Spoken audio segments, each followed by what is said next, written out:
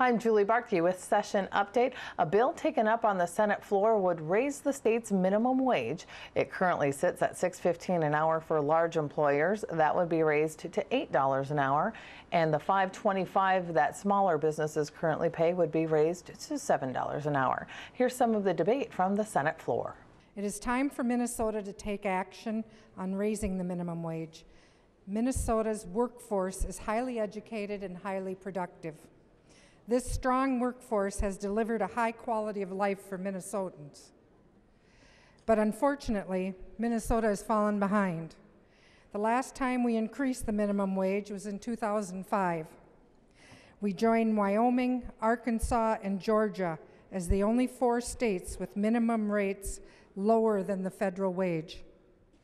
This bill raises the minimum wage to $7.75 by 2015, which is a modest 50-cent increase over the federal rate.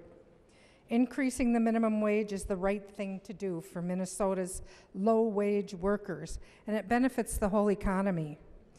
Leading economists indicate that low-wage workers are more likely to spend a small increase in their income more quickly than other workers in the economy because each additional dollar they make goes to pay for basic needs.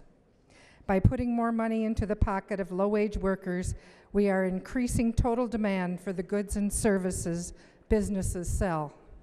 Members, I didn't come here to cut anybody's wages. I came to this legislature years ago to see if I could make this state a better place for all of our citizens, and that includes our tipped employees. Fact of life is that the people who are disproportionately laid off or not hired as a result of increasing wages due to minimum wage legislation is people under 18, and in particular people of color under 18.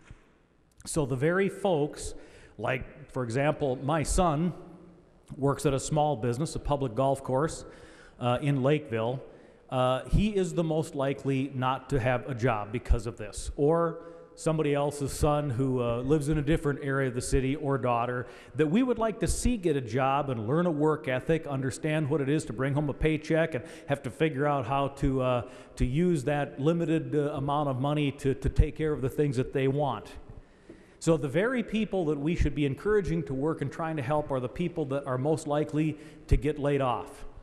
And this notion that raising wages increases employment, with all due respect, is absurd. The demand curve doesn't slope that way. When the price of something goes up, less of it is purchased. And wages are the price of labor. And we all want wages to go up from increased productivity. What we all want for our children and what we want for ourselves is to be able to earn more money next year than we earned this year because we have created more value for our employer. And that's how people, high tide raises all boats. Employees make more, the employers make more, the economy is more productive. We do not create value by forcing wage increases by statute.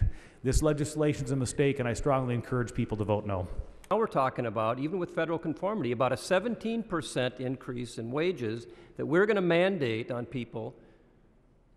What is that going to cost? I think what we're seeing is they don't care. We have great concern about the state budget, but there's no concern about the budgets of the hardworking taxpayers of the state of Minnesota. To track the results of this legislation, you can track us on Senate Media Services by following our Twitter, our Facebook, and our YouTube accounts.